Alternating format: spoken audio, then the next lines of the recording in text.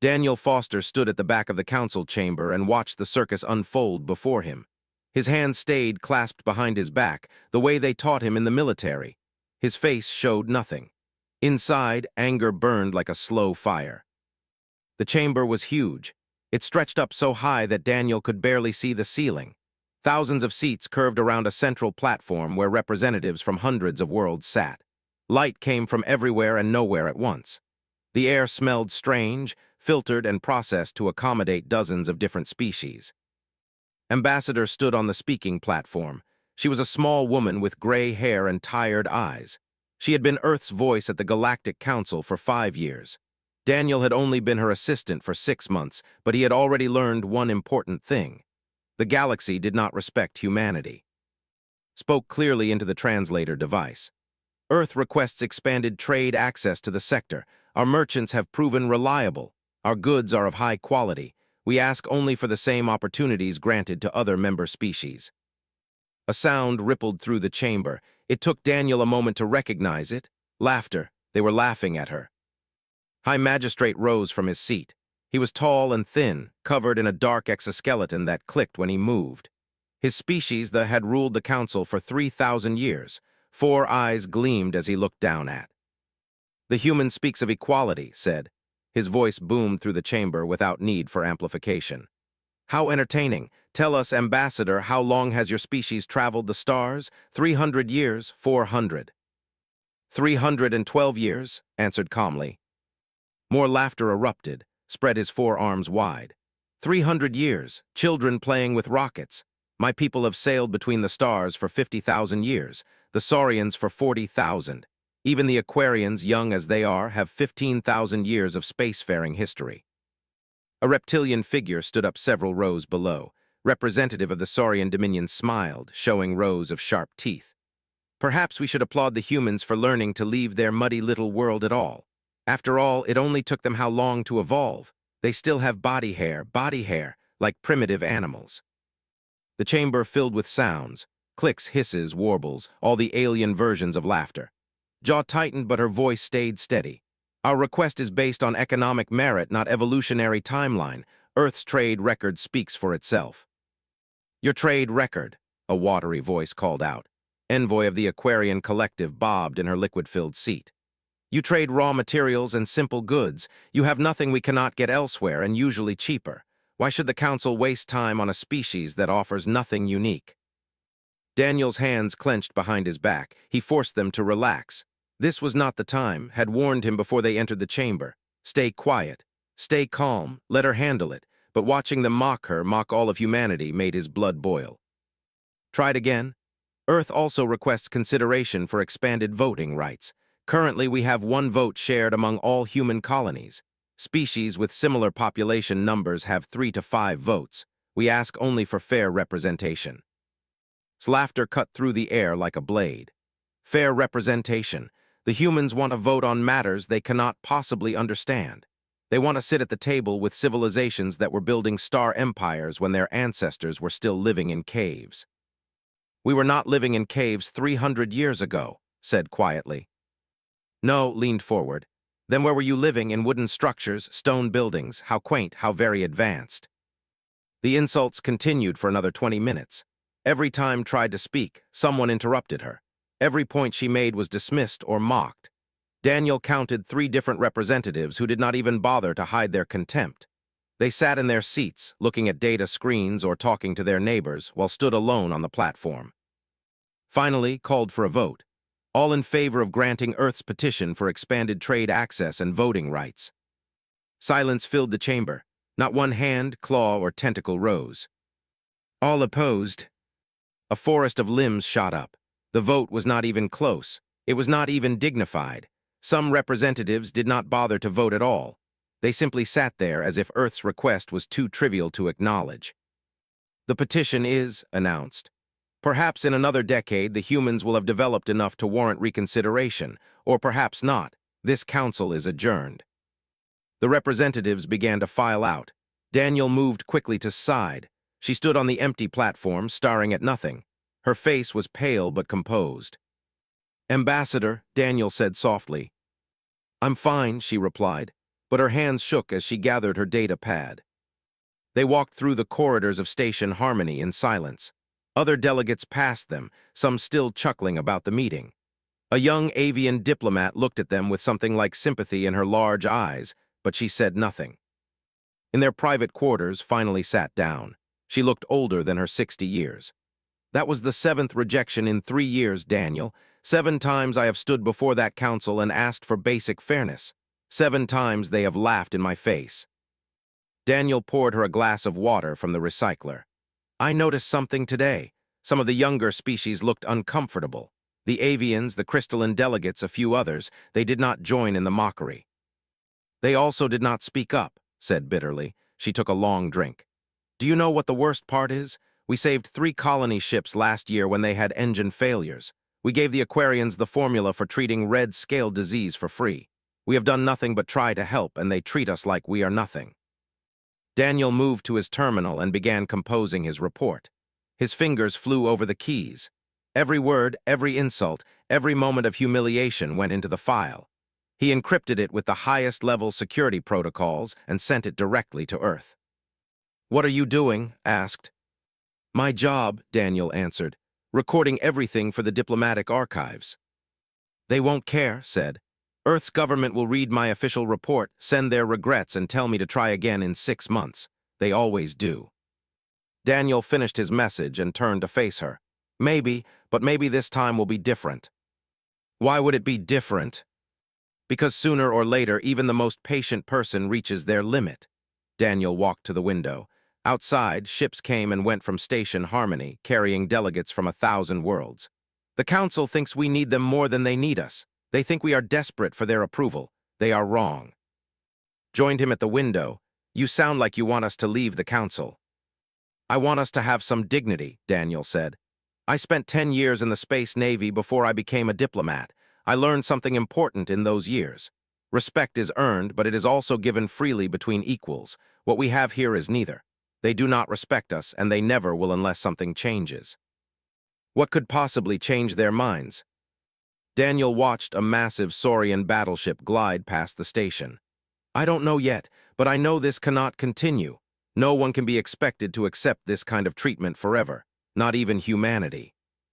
That night, as Daniel lay in his bunk, he thought about the faces in the council chamber. The mockery, the casual cruelty, the absolute certainty that humanity was beneath their notice. They had no idea what they were risking, no idea at all. On Earth, 40 light-years away, Daniel's encrypted message reached the office of the Prime Minister. It joined 6 other similar reports from the past 3 years. Someone read them all, one by one, into the night. And someone began to make plans. Captain Gregg stared at his screen and frowned. The distress signal was weak but clear. Someone was in trouble and they were close. How far? He asked. 2 hours at maximum speed, his navigator answered. Signal is Saurian, Captain, colony ship by the signature. Gregg leaned back in his chair. His ship, though, was a research vessel, not a warship. They had been mapping asteroid fields in this sector for 3 weeks. The crew was tired and ready to head home, but a distress call was a distress call. Set course, he ordered. Battle stations just in case. It was not built for combat, but it had shields and a few defensive weapons. More importantly, it had cargo bays that could be converted for refugees if needed. Gregg had done this kind of rescue before. 5 times in the past 2 years, actually. It was what human ships did when they found someone in trouble. Dr. Lisa Monroe appeared on the bridge 20 minutes later. She was the ship's chief, a thin woman with sharp eyes and gentle hands. I heard we have a rescue operation. Medical bay is ready. How many are we expecting? Unknown, Gregg said. The message was automated, no response to our hails. That's not good. No, it's not. When they arrived, they found chaos. The Saurian colony ship was huge, maybe 10 times their size. It drifted without power, atmosphere venting from a dozen breaches. 3 smaller ships circled it like sharks, firing weapons into the hull. Raiders, the tactical officer reported. They're ripping it apart. Gregg made his decision in seconds. Full shields, target the nearest raider with everything we have. Comms, send a message on all frequencies. Tell them to back off or we will fire. Captain, we are not a military vessel, his first officer said carefully. I know what we are, Greg snapped. And I know what we do, we help people open fire. The weapons were not powerful, but they were enough to get the raiders' attention. The nearest ship broke off its attack and turned toward them. Its weapons were much bigger than anything they had.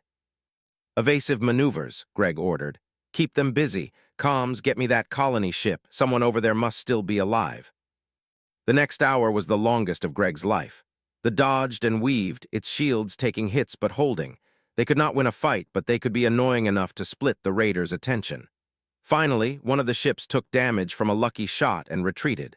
The other two followed, apparently deciding the colony ship was not worth the trouble. Damage report, Greg called out. Shields at 40%. Hull breaches on decks 3 and 5 sealed, no casualties.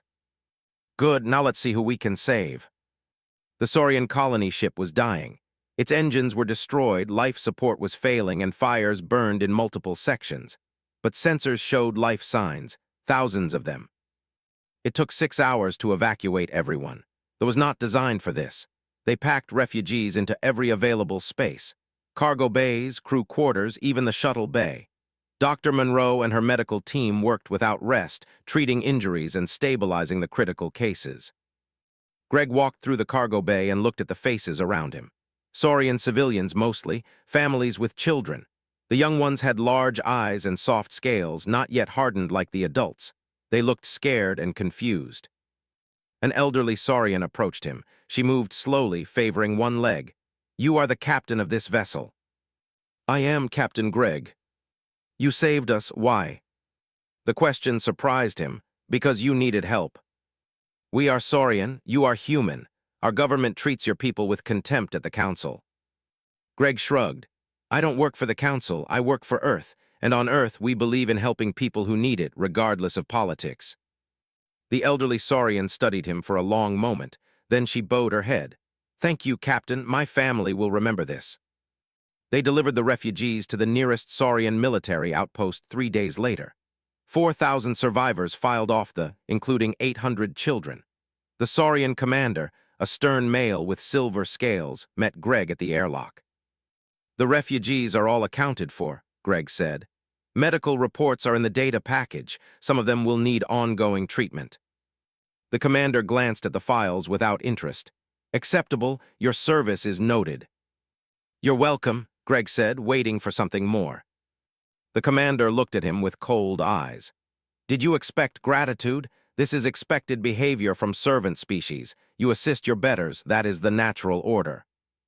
Greg felt his jaw tighten. Servant species. Of course, what else would you call it? Your kind exists to support the greater civilizations. Be grateful we allow you to serve. The commander turned away without another word. The crew of the was silent as they departed. Dr. Monroe found Greg in his ready room an hour later. He was staring at his desk, hands clenched into fists. That ungrateful piece of, Lisa started.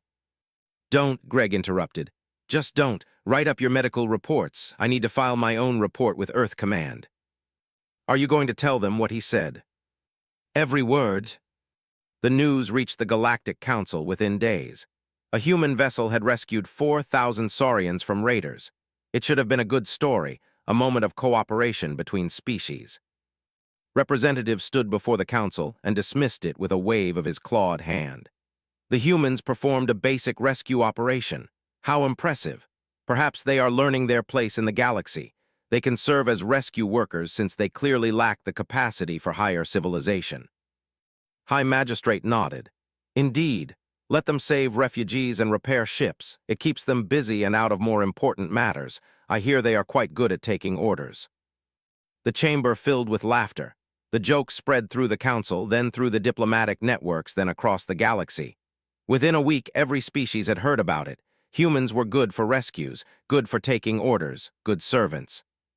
The broadcast reached Earth during prime hours. News networks played it on repeat. Social media exploded. Centuries of patience and dignity finally hit their limit. People who had never cared about galactic politics suddenly cared very much. The footage of calling humans servant species played everywhere. His comment about humans lacking capacity for higher civilization became the most shared clip in Earth's history. Prime Minister Jacob Stone watched it all from his office. He was a calm man, slow to anger and careful with his words.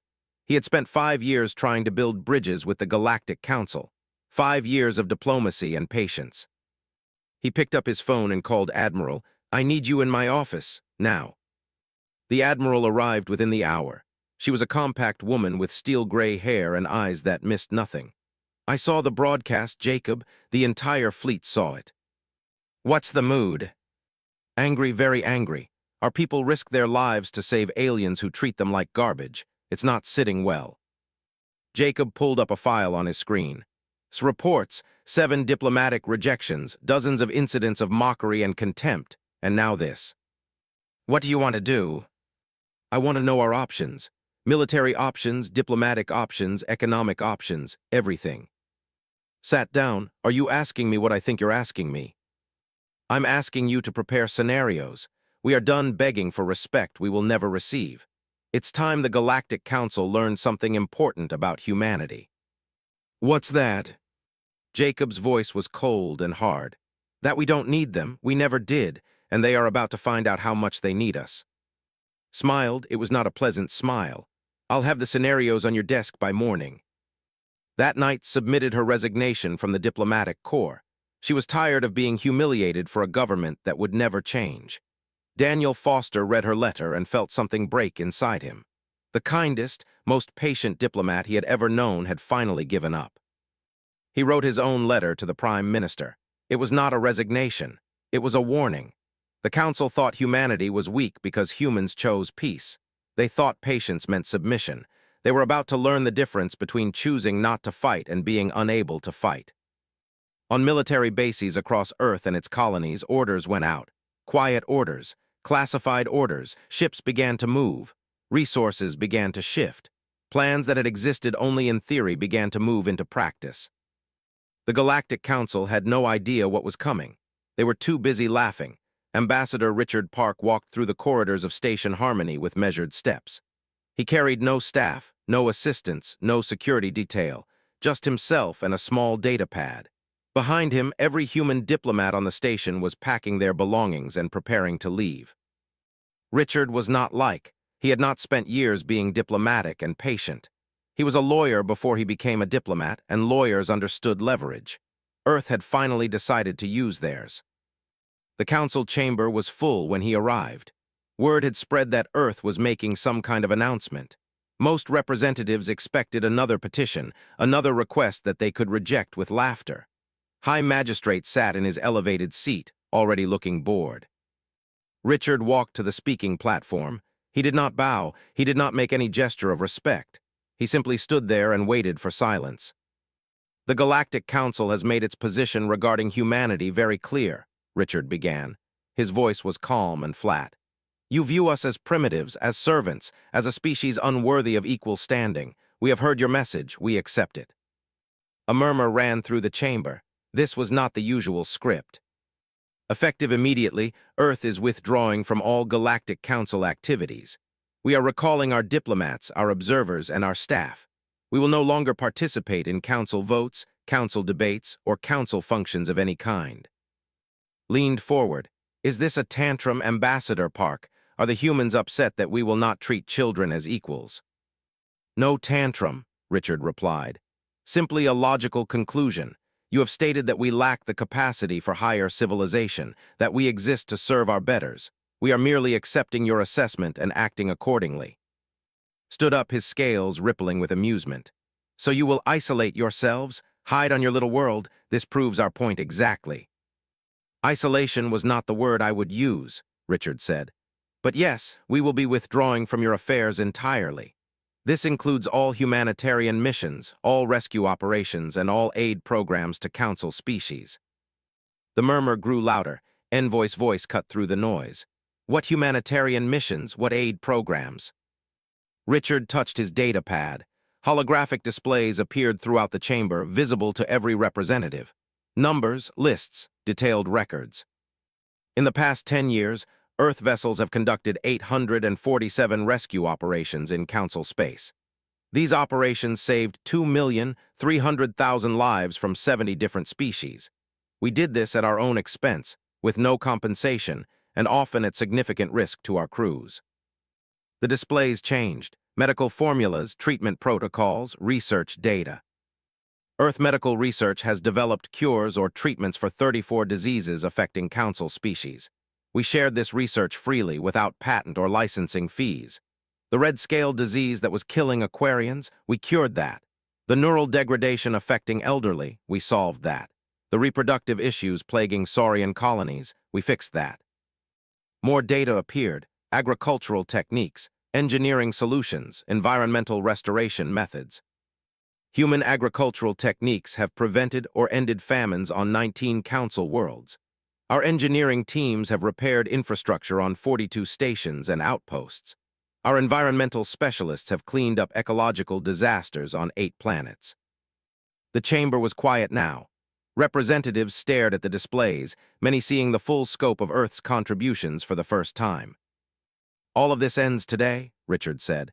"You have made clear that we are primitives unworthy of respect. We accept your assessment. Therefore, we will no longer interfere in the affairs of our betters. You are advanced civilizations. You have 50,000 years of history. Surely you do not need help from servant species." His voice was sharp. "This is blackmail." "No," Richard said calmly. "Blackmail would be demanding something in exchange for continuing our aid. We are demanding nothing. We are simply stopping. You told us we exist to serve you. We declined that role. You are free to manage your own affairs without our primitive interference." "You need the Council," insisted. "You need our trade networks, our technology, our protection." "Do we?" Richard smiled. It was not a warm smile. "Let us be clear about something. Earth does not need the Galactic Council. We never did. We have our own trade networks with independent species. We have our own technology. We have our own military. We joined the Council because we believed in cooperation and mutual respect. Since you have made clear that respect is not possible, there is no reason for us to remain." He turned to leave, then paused. "One more thing. All Council species currently have access to Earth's surveillance and early warning network. This network monitors ship movements, potential threats, and security risks across 17 sectors. As of today, that access is terminated. Our systems, our resources, our data, we no longer share them with the Council." Richard walked out of the chamber. Behind him, chaos erupted. Representatives shouted questions, demanded explanations, called for votes. He ignored them all. His job was done. Outside, other human diplomats waited. Young embassy staff, military liaisons, trade negotiators, all of them had the same expression: relief, pride. Finally, someone had said what needed to be said. "All right, people," Richard announced. "We have 6 hours to evacuate this station. Let's move." On Earth, admirals stood in the command center and watched the operation unfold. Operation Closed Door was the official name, the systematic withdrawal of every human asset from Council space. "Status report," she ordered. Commander Helen Brooks looked up from her screen. "All diplomatic personnel are evacuating on schedule. Military vessels are returning to Earth-controlled space. Science ships are recalling their survey teams. We should have everyone back within 48 hours. "What about the surveillance network?" "Shutting down in stages. The Council will lose monitoring coverage sector by sector over the next 12 hours. They won't know what hit them until it's too late to prepare." Nodded, Secretary of Defense Alan Wright stood beside her, watching the same displays. He looked worried. "Are we sure about this, cutting them off completely?" "They wanted us gone," said. "We're giving them what they want." "They didn't really want this. They just didn't respect us." "Then they should have thought about that before calling us servants." His voice was hard. "We have spent 2 centuries being the galaxy's unpaid security force, medical service, and rescue squad. We did it because we believed in helping others. But respect is a two-way street, Alan. They can learn to walk it, or they can walk alone." The next 3 weeks were quiet. Earth ships stayed in Earth space. Human traders continued their work, but with new tariffs and restrictions. Council species who wanted Earth's goods now paid premium prices. No more discounts, no more favors. The surveillance network stayed dark. Council military forces suddenly found themselves blind in sectors they had monitored for decades. They had not realized how much they relied on human sensors, human analysis, human early warning systems. Most importantly, the rescue ships stopped coming. When a freighter had engine trouble in deep space, no human ship appeared to help. When a colony reported a medical emergency, no human doctors arrived with treatments. When pirates attacked trade routes, no human escorts showed up to drive them off. Commander Brooks watched the reports come in from Council space. "They're starting to realize," she told. "Emergency response times have tripled. Pirate attacks are up 40%. 3 disease outbreaks have gone from contained to critical because they don't have our medical protocols." "Good," said. "Let them realize. Every day that passes, they understand a little more about what we actually did for them." On Station Harmony, High Magistrate called an emergency session. His 4 eyes were dim with worry. "The humans have been gone for 3 weeks. We need to assess the impact." The reports were not good. Trade routes were suffering. Medical crises were spreading. Security was compromised. And worst of all, the younger species who had always looked up to the Council were asking uncomfortable questions. Why had the Council not known about Earth's contributions? Why had they treated humanity with such contempt? Why were Council species so dependent on human help that they could not function without it? Ambassador of the Avian Concordat stood up. She was young for a Council representative, barely 50 years by her species count. "High Magistrate, I must speak plainly. Earth did not need us. We needed them, and we treated them like dirt because we were too arrogant to see it." "Careful, Ambassador," warned. "Careful?" Feathers ruffled with anger. "Careful about what? Telling the truth? My people received help from Earth 7 times in the past decade. Medical aid, food shipments, engineering support. We never thanked them properly. We never even acknowledged the debt. And now they're gone, and we have no idea how to replace what they did." Other representatives shifted uncomfortably. Nobody wanted to admit it, but was right. Earth had been holding pieces of the galaxy together, and now those pieces were falling apart. Slammed his clawed hand on his seat. "This is exactly what they wanted, to make us look weak, to make us dependent." "They didn't make us dependent," shot back. "We were always dependent. We just didn't notice because they never asked for anything in return. That's not weakness on their part. That's strength. And we were too stupid to recognize it." The argument continued for hours. Finally, made a decision that he would later regret. "We will issue sanctions against Earth," he declared. "They have abandoned their galactic responsibilities. They will learn that actions have consequences." The vote passed, barely. Many of the younger species voted against it, but the old powers pushed it through. When Richard Park received news of the sanctions, he laughed. It was the first time his staff had seen him show any real emotion. "They still don't understand," he said. "They think they're punishing us. They have no idea that we're finally free. The attack came without warning." Envoy was in her home waters on Aquaria Prime when the news reached her. 3 outer colonies. Gone, just gone. 80,000 of her people dead in less than 6 hours. The raiders had struck with a force nobody expected. They appeared out of nowhere, overwhelmed the defenses, and destroyed everything before Council military forces could respond. By the time Fleet Commander Cole arrived with reinforcements, there was nothing left to save. Just debris and bodies floating in space. Watched the reports and felt her hearts break.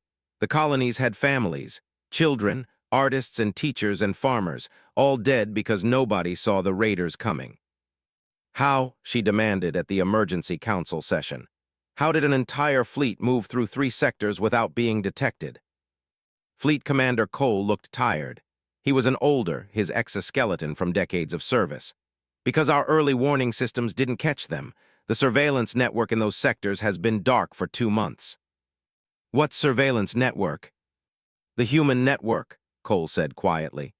"Earth maintained sensor arrays across 17 sectors. They tracked ship movements, identified potential threats, and provided warnings to our military. We used their data for every major security operation for the past 20 years. The chamber went silent, felt cold despite her heated water suit. "You're saying we relied on human monitoring?" "We didn't just rely on it," Cole admitted. "We built our entire security infrastructure around it. When they shut it down, we lost coverage across a third of Council space. We've been trying to replace their systems, but we don't have the resources or the technology. It will take years to build what they gave us for free." High Magistrate's voice was sharp. "Why was I not informed of this dependency?" "Because nobody thought of it as dependency," Cole answered. "It was just there, always there. The humans monitored threats and shared data without asking for anything. We took it for granted."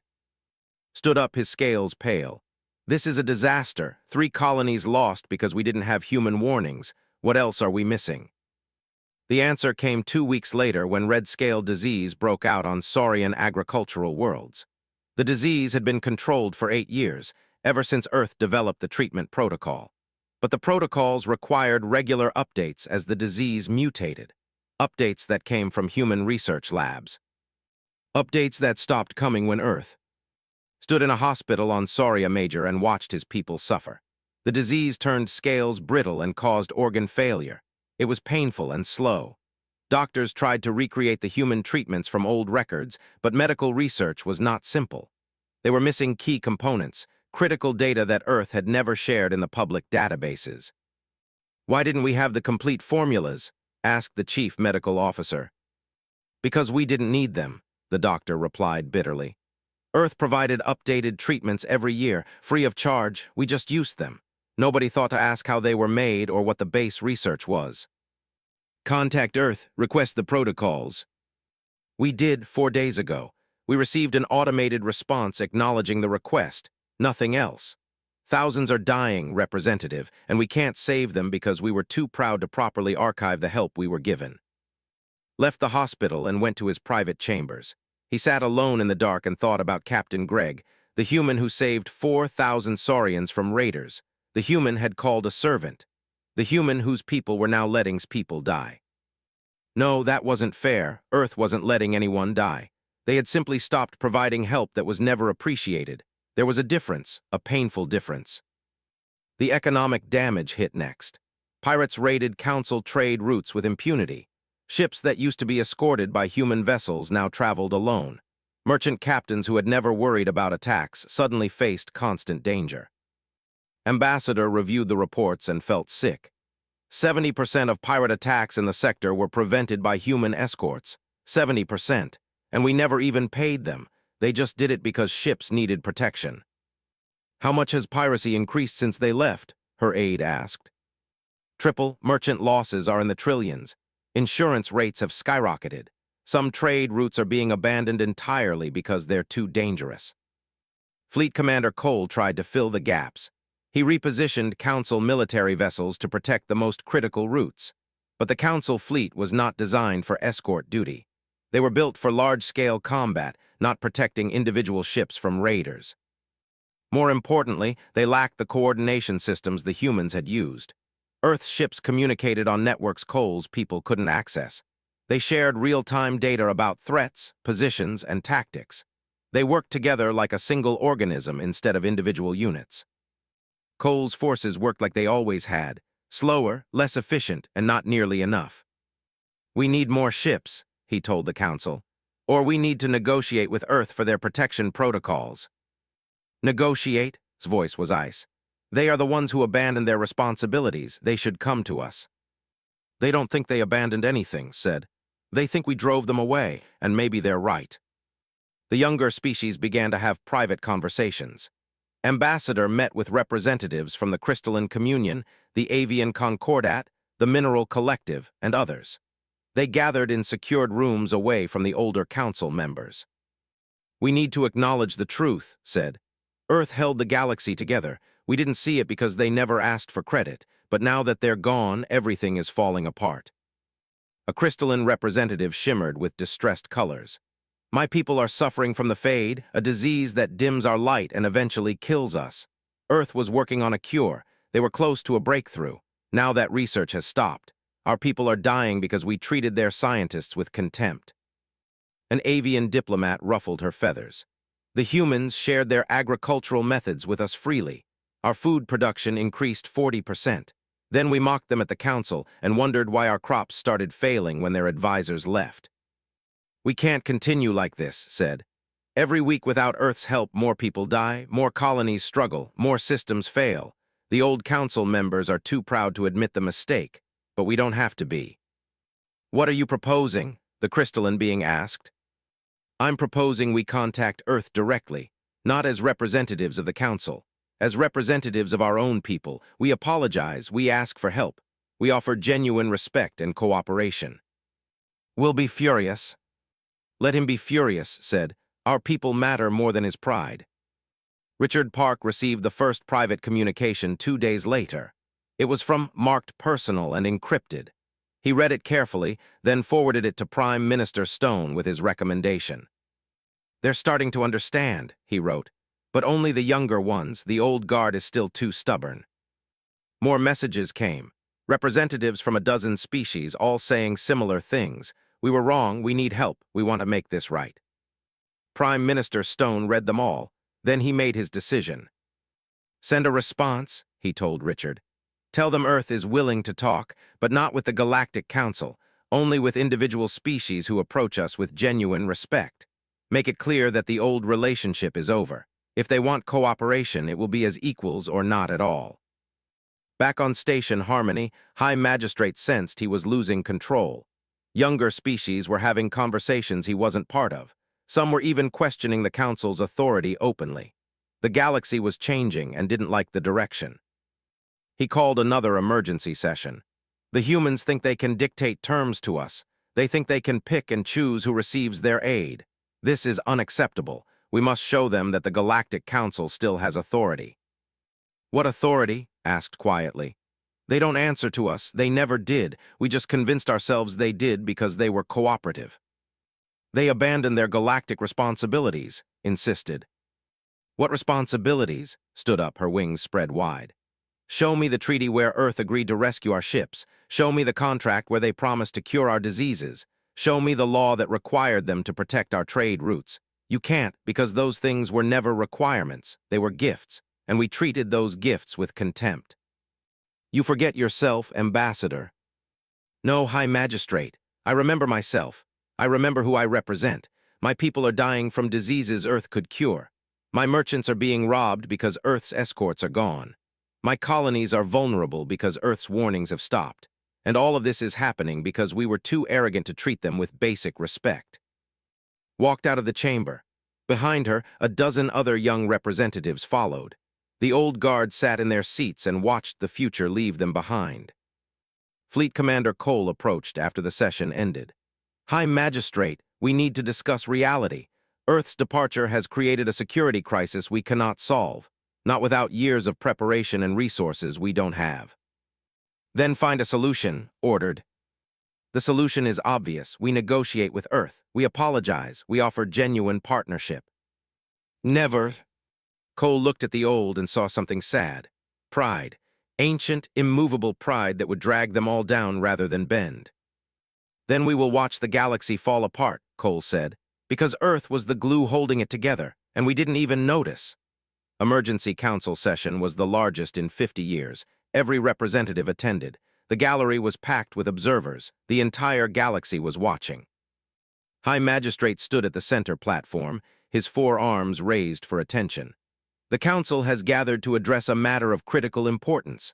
Earth's withdrawal from galactic affairs has created chaos across multiple sectors. This cannot be allowed to continue." Murmurs ran through the chamber. Some agreed, others looked uncomfortable. "Therefore," continued, "I propose the Council issue formal censure against Earth. Their abandonment of galactic responsibilities constitutes an act of aggression through negligence. We must hold them accountable." "Accountable for what?" Ambassador called out. "For refusing to be our servants."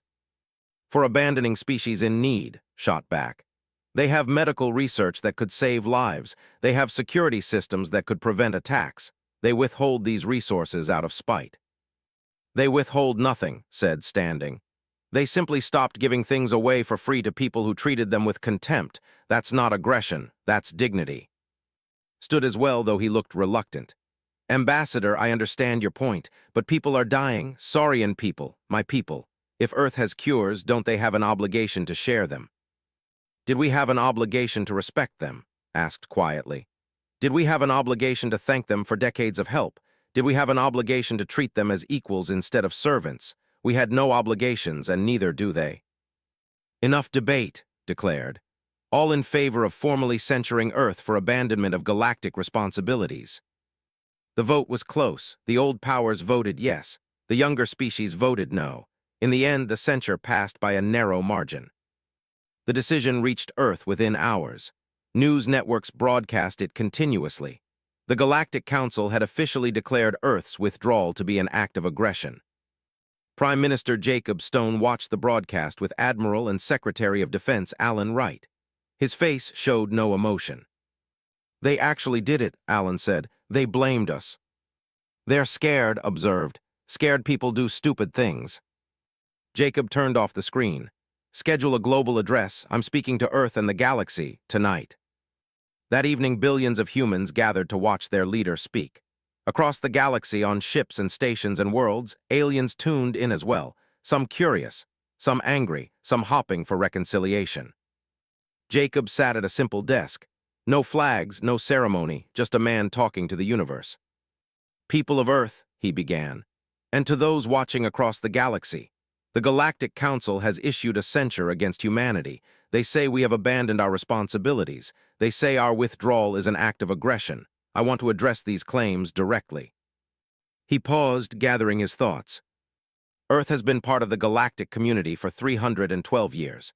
In that time, we have conducted 847 rescue operations, saving over 2 million lives. We have developed medical treatments for 34 diseases affecting Council species. We have prevented famines on 19 worlds. We have protected trade routes, maintained surveillance networks, and provided aid wherever it was needed. His voice remained calm but grew harder. "We did all of this at our own expense. We asked for nothing in return except basic respect and fair treatment. Instead, we were mocked. We were called primitives. We were called servants. We were told we lacked the capacity for higher civilization. When we saved 4,000 Saurian refugees from certain death, we were told it was expected behavior from servant species." The words hung in the air. Across the galaxy, representatives who had laughed at felt shame creep into their hearts. "So we stopped," Jacob continued. "We are diplomats. We recalled our ships. We ended our aid programs, not out of spite, not out of anger, but because we finally accepted what the Council had been telling us for years. We are not your equals. We are not your partners. Therefore, we will not pretend to be." He leaned forward slightly. "The Council calls this abandonment. I call it awakening. For 300 years, Earth has tried to be part of a community that did not want us as equals. We volunteered our help, shared our knowledge, and risked our lives for species that considered us beneath them. We thought cooperation would lead to respect. We were wrong." Jacob pulled up documents on a screen beside him. "Let me share some facts the Council never wanted you to know. Earth maintains 847 rescue stations across the galaxy. We staff them. We fund them. We operate them. The Council has never contributed a single credit to their operation. When your ships break down in deep space, it's human crews who save you, for free." More data appeared. Earth's medical research program has spent 200 billion credits developing treatments for alien diseases. Not human diseases, alien diseases. We shared all of this research without patents or licensing fees. Meanwhile, Council species patent their own medical discoveries and charge premium prices. We gave. You took, and then you laughed at us for being generous. The numbers kept coming. Earth's security fleet provides protection for 3 major trade routes. We prevent an average of 200 pirate attacks per year. Our surveillance network monitors threats across 17 sectors. All of this infrastructure was built and maintained by Earth. The Council never asked how it worked. They just used it. And now that it's gone, they blame us for their own lack of preparation. Jacob's voice grew colder. "The censure states we abandoned our galactic responsibilities. Let me be clear. We had no responsibilities. We had choices. We chose to help because we believed it was right, but respect must be mutual. Dignity must be reciprocal. The Council made clear that neither respect nor dignity would ever be offered to humanity, so we stopped choosing to help." He sat back. "This is Earth's position going forward. We will no longer provide free aid to the Galactic Council or its member species. Our medical research will be kept proprietary and licensed at market rates. Our security systems will remain closed to Council access. Our rescue operations will be limited to our own citizens and those of our allies." The word allies was important. Jacob let it sit for a moment. "However, Earth remains open to genuine partnerships. Species who approach us with respect, who offer fair terms, and who treat us as equals will find us willing to cooperate. We have already begun discussions with several younger Council species who understand that cooperation must be mutual." Across the galaxy, representatives from the younger species sat up. Earth was offering them a choice: stay with the old council or join something new. To those species suffering from the consequences of our withdrawal, I offer my sympathy but not my apology. You are not suffering because Earth left. You are suffering because you relied on help you never appreciated and never thought to replace. That is not our failure. It is yours. Jacob's next words were carefully chosen. There is one more matter I must address. Some council members have suggested that Earth's withdrawal proves we are weak, that we need the council more than the council needs us. Admiral, please display the current status of Earth's military. Had been waiting for this. Data flooded the screens, ship counts, weapons capabilities, fleet positions, technology specifications. The numbers were stunning. Earth's fleet was 3 times larger than Council intelligence had estimated.